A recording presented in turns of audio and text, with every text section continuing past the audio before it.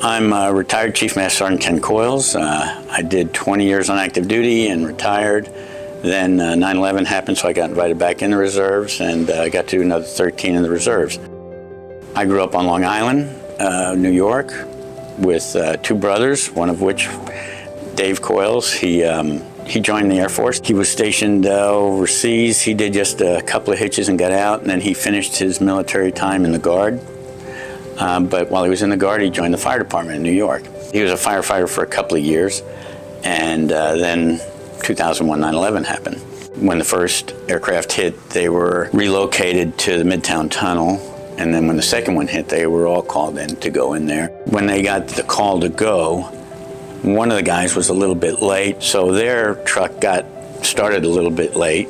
They passed a couple of parking spots because of the debris and stuff there, so it kind of slowed them down a little bit. And then they were told to go into the basement of one of the World Trade Centers, or that complex, and all the trucks were kind of put in line, companies and battalions. And when it was my brother's turn for his company to go up the stairs, one of the guys was in the bathroom. So the company chief told him, "You wait for him and then you follow us."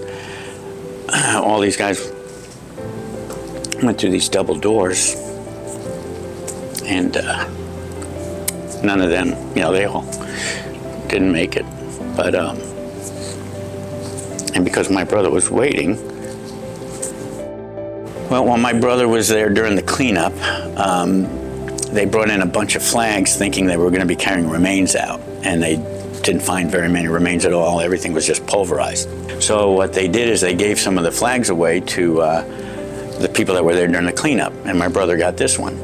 When he was given this flag during the cleanup, I was getting ready to deploy. We were going to Iraq, and so anyway, I got the flag from him, and I took it with me, and it was flown over Kirkuk Air Base in Iraq and on a bunch of combat sorties over there. And then I'd get to deploy every couple of years, so whenever I deployed, I'd take the flag with me, and it was flown on dozens of combat sorties on different aircraft, even on some unmanned aircraft. So this flag in particular has got a lot of history behind it. The reason I have it here is because I teach a class in drill and ceremony, and we teach flag etiquette and things like that. We'll actually fly the flag in front of the school on 9/11.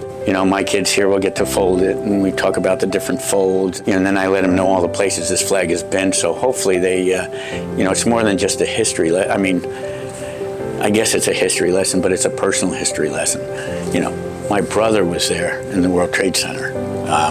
It affected it. It turned my life upside down. If you look at the flag by itself, it's just a piece of material. It's not enough to keep you warm in the cold. It doesn't have much value in and of itself. What gives something value is, what we sacrifice for it. A $100 bill is a worthless piece of paper, but it represents hours of sacrifice of work and stuff. So, and that's why I think when veterans look at flags, they look at it a little bit differently, because they think of, what was sacrificed for that flag. And that's what gives things value for us.